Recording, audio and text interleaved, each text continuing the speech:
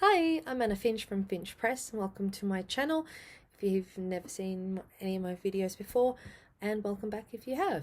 So this video is a review of a book that I've recently read. It is an instruction type book for chibi art styles.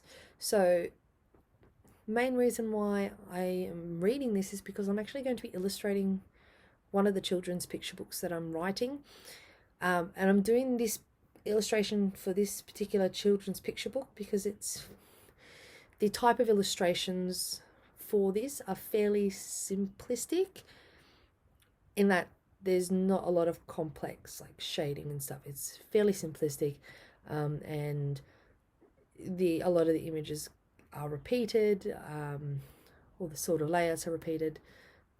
Not all the time, but it's much easier to draw. And I'm doing this as a practice because there is another children's picture book that I have written. It's almost done, but that I would like to illustrate. And I want to see how long it takes me and do this particular one as a practice. If this one turns out awesome, I'm definitely going to publish it.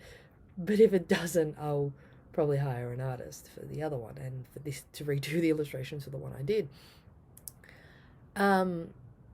That's why I'm looking at this. So this, and I'm also going to look at it as a tool for me because I do draw, but this is not my style of drawing.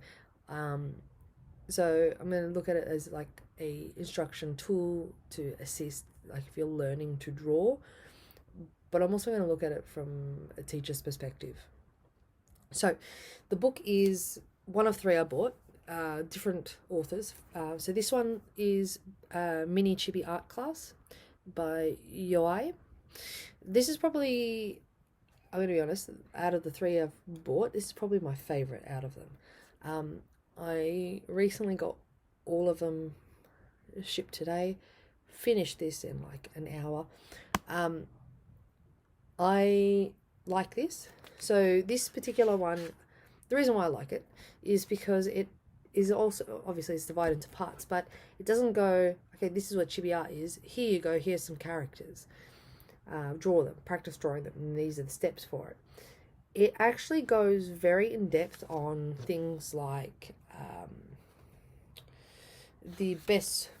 some of the best tools for drawing them, or for drawing in general, body proportions, the different components of the body, different poses, eye shape, the positioning of eyes. It goes into things like clothing, how to shade for clothes, how to shade the face, the texture, shaping of the hair as well as the texture of the hair, any props or accessories. It also goes into shadows and shading. It even goes into like color wheel and like complementary colors, blending, how to blend with using different mediums before going into some base like sample characters that this author and illustrator has drawn, and ending with some references you can use for the eyes, for the hair, clothes, accessories, body poses, right? So it's got like references at the back that you can use as a guide while you're drawing. So it's very comprehensive. I've also taken notes, underlining and things. The instructions themselves are very clear. The language is fairly accessible, like pretty much like obviously it's in English, but as long as you've got a basic or general level of English, you could easily pick this up and follow the instructions and apply them. So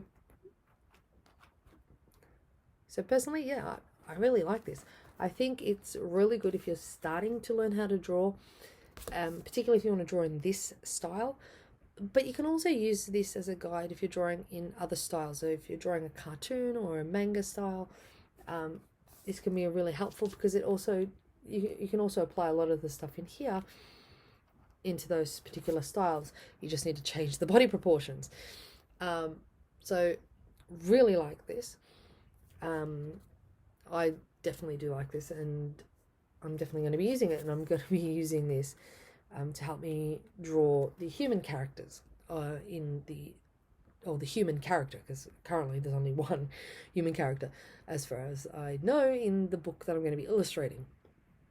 But I can also use this when I'm drawing the animal characters, particularly when it comes to the positioning, the shading, and things like that. It's very comprehensive.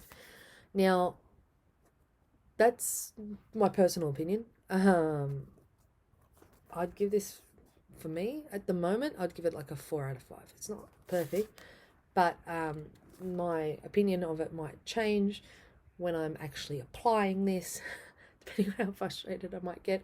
But at the moment, 4 out of 5. I mean, it's not perfect, but actually, you know what? Actually, yeah. So 4 out of 5. It's not perfect, but I do love this. So I'll definitely give it that. Now, speaking of it as a teacher, okay. Now, obviously, this is not a book that you would read to students in class. It's basically it boils down to being an instruction manual. But if you are, I mean, I don't teach art. It's not my subject. But it could help. Like if you are teaching junior levels, or if you're teaching portraiture or things like that to your class, if you're an arts teacher, you could use some of this potentially, particularly if you've got kids who are, their literacy levels are fairly low, and you're trying to explain or show them how to draw eyes or draw bodies or faces.